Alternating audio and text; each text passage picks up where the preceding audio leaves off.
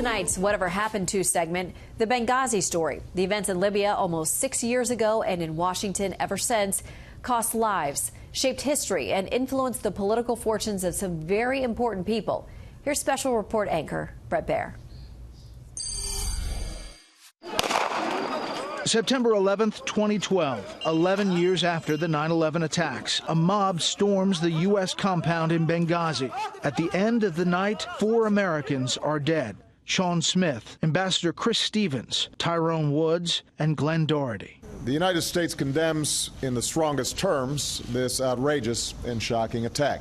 The Obama administration promised to bring the killers to justice, but during the election year, administration officials and the president himself refused to say for days whether the brutal attack was planned or an act of terrorism. Do you have any regrets about producing the film? Instead, at first, placing the blame squarely on an anti-Muslim video made by an American. The best information and the best assessment we have today. This is a response to a hateful and offensive video.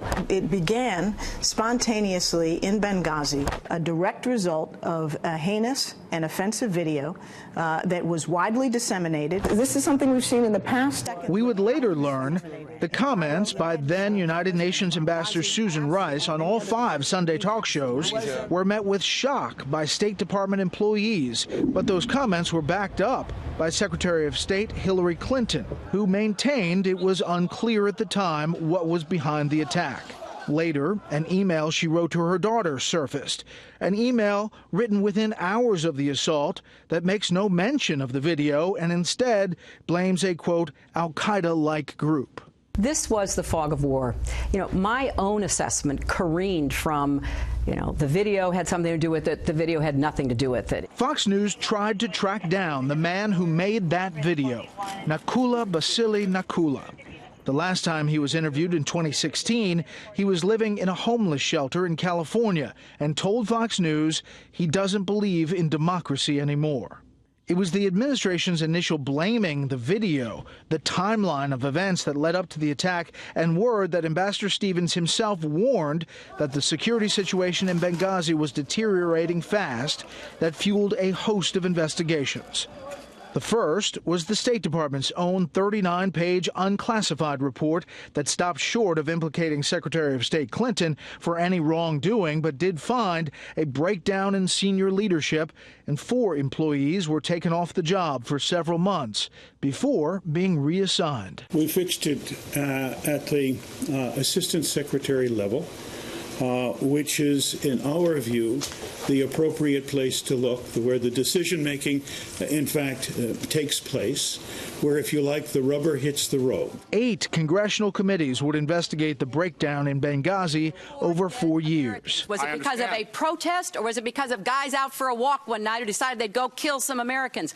What difference at this point does it make? House Select Committee on Benghazi Chairman Trey Gowdy says his committee set out to seek answers, not to be involved in the politics of it. I wanted to both debunk myths to the extent there were myths out there about what we were doing there and what Chris Stevens was doing there, but more than anything else, I wanted to at least be able to tell Chris Stevens and Sean Smith and Ty Woods and Glenn Doherty's loved ones, this is what happened that night, the early morning hours, to your loved one, and it is a story of heroism that you should be eternally proud of. Republicans on the committee released their findings in June of 2016 without the endorsement of Democrats during the heat of Hillary Clinton's presidential run.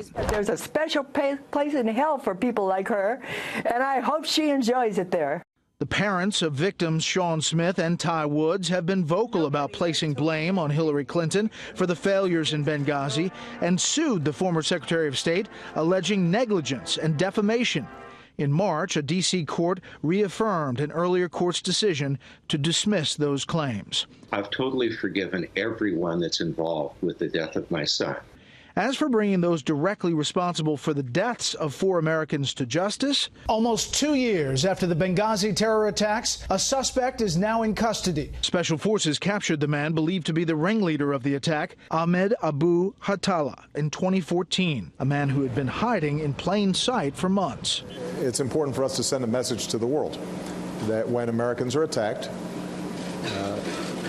no matter how long it takes, we will find those responsible and we will bring them to justice.